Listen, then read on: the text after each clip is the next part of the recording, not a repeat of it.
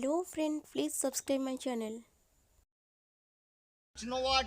That admits of more various signification and has made different impression on the human minds than of liberty, sir. So, India is a rich country where lives poor people.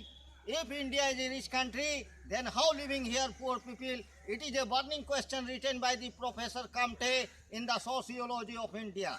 So according to the Constitution of India, we want fundamental rights of the general citizens, particularly about the citizens of India.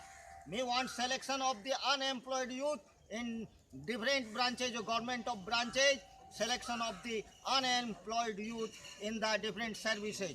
Particularly it is demands of the Republic of India. Particularly, sir, before you, my lord, in your stable, it is my request before you, sir. In the search of the service, there is not vacancies for the unemployed youth. Particularly, we want, according to the Constitution of India, selection of the unemployed youth in the different services, in any branches of the government of India. Particularly, sir, it is major aspects of me. Particularly, sir, I said before you, so public is the main power. Without voting power of the general public, there is not establishment of the new government.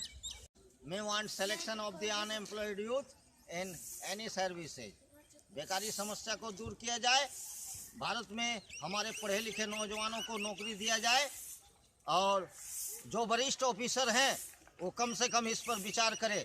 सिर्फ उसके नौकरी से नहीं होता है, उसके next time next one generation में, उसके आने वाले फ्यूचर्स में उन बच्चों का भी सिलेक्शन होना चाहिए जिसने कंप्लीट किया, बीए ग्रेजुएशन किया या एमए किया, जो कुछ भी किया। अगर उतने पढ़ने के बावजूद भी, माता पिता का पैसा खर्चा होने के बावजूद भी अगर उसे नौकरी नहीं होता है तो बहुत अफसोस